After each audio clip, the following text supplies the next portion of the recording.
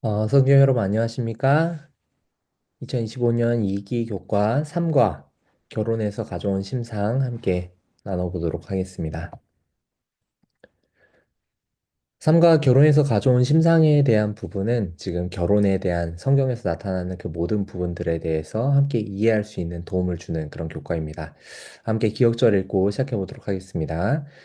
천사가 내게 말하기를 기록하라. 어린 양의 혼인잔치에 청함을 받은 자들은 복이 있도다 하고 또 내게 말하되 이것은 하나님의 참되신 말씀이로라 하기로.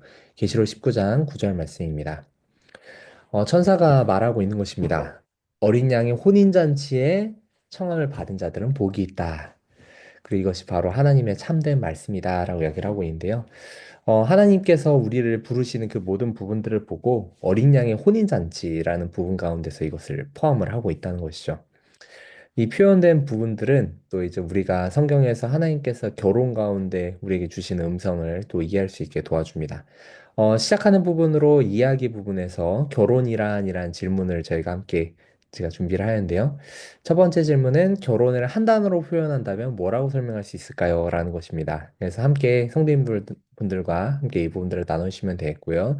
두 번째, 결혼해야 하는 이유가 무엇이라고 생각하나요? 라는 질문입니다. 각자 이제 결혼 생활들을 하신 분들이 많으시기에 아마 이 이유에 대해서 함께 나누다 보면 또 깊은 이해를 할 수 있게 될 것인데요. 여기 초반에 나오는 이제 안식일 소지 부분들을 보시면 이 부분들을 이해할 수 있게 도와주는 부분들이 있습니다.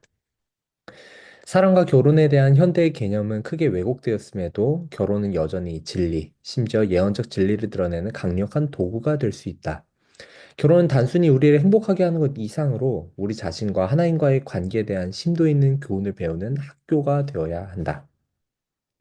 다양한 결혼에 대한 심상을 다루며 하나님의 백성과의 관계를 더 잘 이해하고 백성들이 부족할 때조차도 하나님께서 어떻게 그들을 대하신지를 알며 또 마지막 날의 사건을 더 잘 이해하는 데 도움이 되는 하나님의 사랑에 관한 몇 가지 진리를 배울 것이다. 이 결혼에 대한 부분들을 이야기하면서 이 부분이 결국은 하나님께서 우리에게 무엇을 이야기하는지를 깨닫게 하는 도구가 된다라고 이야기를 하고 있는 것입니다. 그리고 여기 나오는 많은 심상들이 있는데요. 그 심상들 가운데 하나님께서 우리에게 무엇을 이야기하는지를 깨닫게 도와준다는 것이죠. 그 부분들을 일월 소지부터 해서 하나씩 하나씩 한번 보도록 하겠습니다. 일월 소지의 주제는 바로 한 몸입니다. 성경에서 이 결혼에 대해서 묘사할 때 가장 많이 떠오르는 이미지들 중에 하나죠. 둘이 한 몸을 이룰지라. 이 말과 같이 에베소 5장 29절부터 32절에서는 우리는 하나님의 몸의 한 지체라고 이야기를 합니다. 그래서 한 몸을 이루었었던 그 부분들을 여기에서 같이 연결되고 있는 것이죠. 교회와 그리스도를 바로 우리 몸의 한 지체라고 표현하시면서 우리가 그리스도 안에서 한 지체로서 나타나는 부분들을 결혼이라는 개념 안에서도 같이 연결시키고 있다는 말입니다. 제가 이 부분들을 진행하면서 질문을 준비하였는데요. 그것은 바로 결혼의 최고 장점은 무엇일까요? 라는 질문입니다.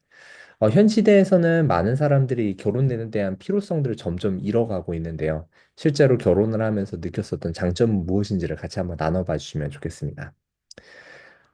이 소지에서는 분명히 드러내고 있습니다. 성경에서 결혼보다 하나님께서 인류와 친밀감을 원하시는 것을 더 강하게 보여주는 은유가 드물다라는 것이에요. 결혼은 안식과 함께 에덴에서부터 우리에게 주어진 두 가지 선물 중에 하나이며 두 제도 모두 피조물과의 친밀한 관계를 맺기 원하는 하나님의 열망을 보여준다라고 이야기하는 것이죠. 이 부분들을 다루면서 바로 하나님과의 한 몸이 되어가는 우리 자신, 그리고 한 지체로서 한 몸이 되어 있는 또 우리 교회로서의 우리를 또 기억하게 되는 것입니다. 네. 다음으로 월요일 소지 아름다운 신부에 대한 부분들을 이어볼 수 있는데요. 여기 좀 재밌는 질문을 하나 준비했습니다. 당신의 아내 그리고 남편이 아름다워 보였었던 그리고 멋져 보였었던 이유가 무엇인지를 좀 나눠보는 것입니다.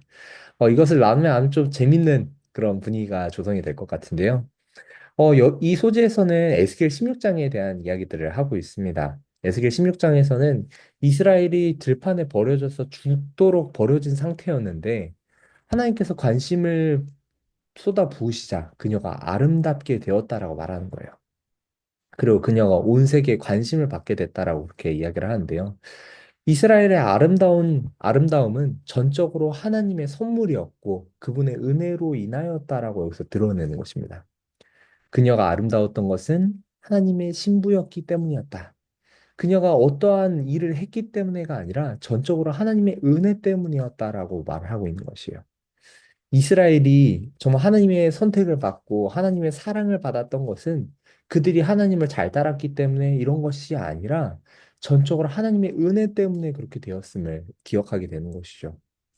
어떻게 보면 우리에게 주는 하나님의 음성일지도 모르겠습니다. 우리가 하나님께 감사해야 하고 하나님의 은혜를 우리가 기억해야 할 수 있는 또 분명한 이유가 된다라고 얘기하는 것이죠. 다음 소식 또 이어서 보도록 하겠습니다. 화요일입니다. 호세아에 대한 이야기를 다루고 있는데요. 호세아의 음란한 아내에 대한 부분입니다. 여기서 먼저 질문을 해보면 좋을 것 같은데요. 인간관계에서 받는 상처와 배신을 경험할 때 어떻게 반응하나요? 라는 질문입니다. 이 질문을 통하여서 호세아가 겪었었던 그 마음, 그리고 이스라엘을 바라보았었던 하나님의 마음을 느낄 수 있게 되는 것인데요. 하나님께서는 선지자 호세아에게 음란한 여인인 줄 알면서도 그와 결혼하라면서 요청을 하십니다. 이것은 죄와 반역으로 인한 고통을 하나님의 관점으로 이해하기 위함이었다라고 말합니다. 하지만 이 성경에서는 분명하게 이야기하는 것이 그 방탕한 아내의 계속된 배반과 그 도망감에도 불구하고 그녀를 다시 받아들이고 다시 회복시키는 그 호세아의 모습을 드러내는 것이죠. 이스라엘의 잘못은 구약에서도 신약에서도 그리고 심지어 4세기 초 콘스탄티누스와 그리고 그 이후에 진행되는 역사 가운데서 계속적으로 드러납니다. 하지만 이와 같은 일이 있음에도 하나님께서는 그들을 구원하기 위한 노력들을 계속하고 있다라는 것이죠. 그리고 그와 같은 실수들이 왜 나타났는지가 바로 이 교과에서 같이 다뤄지는 것입니다. 그래서 이 모습들을 보면서 이 결혼한 호세아의 모습을 보면서 우리가 하나님의 마음을 더 느끼고 우리 자신 모습을 좀 돌아보게 되지 않을까 싶습니다. 네, 수요일 소지 이어서 보도록 하겠는데요. 수요일 소지는 이삭과 리브가에 대한 얘기를 다루고 있습니다. 이삭이 리브가에게 이제 리브가와 이제 결혼하게 될 때 아버지가 그 종을 보내면서 했었던 부탁이 있습니다.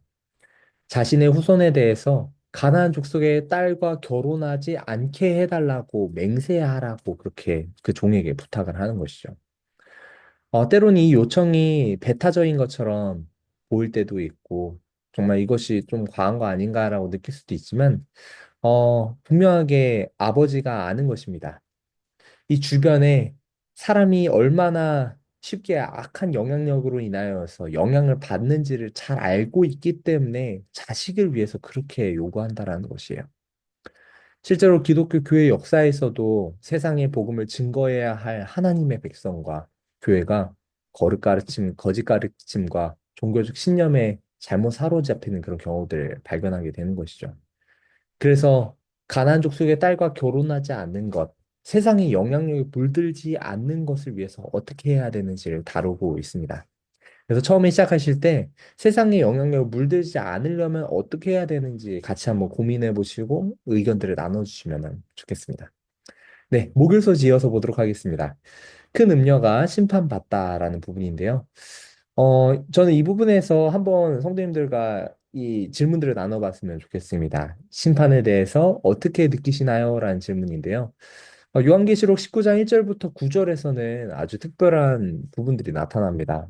큰 음녀의 심판, 그리고 그리스도의 신부의 결혼이라는 두 가지 사건을 동시에 찬양을 하고 있습니다.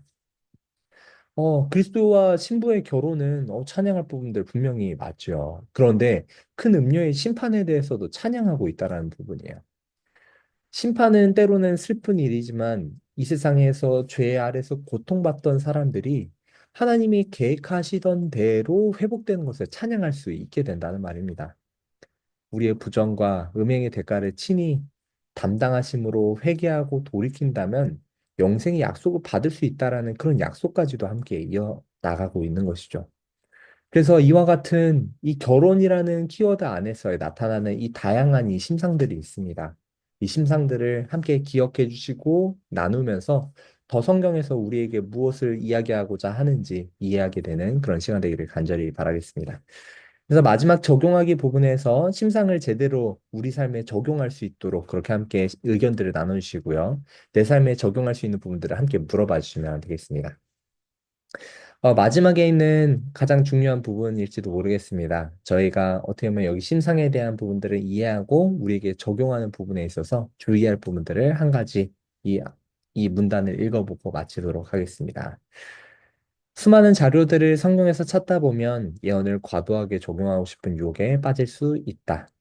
수세기 동안 일부 기독교인들은 성경에서 발견되는 상징주의와 형상을 너무 강조한 나머지 역사적 사건을 거의 신화처럼 취급하기도 했다. 성경의 모든 곳에서 중의적 의미를 찾을 수 있지만 실제 사건을 통해서도 당신이 교회를 위해 미래에 행하실 일을 우리에게 가르치는데 사용할 수 있음을 항상 기억해야 한다라는 말입니다. 성경에 나오는 많은 이미지들과 그리고 많은 심상들을 때로는 상징주의와 형상을 너무 강조한 나머지 이것을 잘못 취급하기도 하는데요. 우리가 기억해야 할 것은 하나님께서 교회를 위해서, 우리를 위해서, 우리를 가르치는 데 사용되는 부분이라고 이해해야 된다는 것입니다. 그래서 오늘 다루었었던 이 결혼과 관련된 심상들이 우리의 삶을 변화시키고 하나님의 음성을 잘 이해하게 만들어주는 그런 시간 되기를 간절히 바라겠습니다. 또 함께 진행되는 모든 교과 가운데 또 하나님의 모습이 드러나며 하나님의 뜻이 나타나게 되기를 간절히 소망하며 오늘 교과 마치도록 하겠습니다.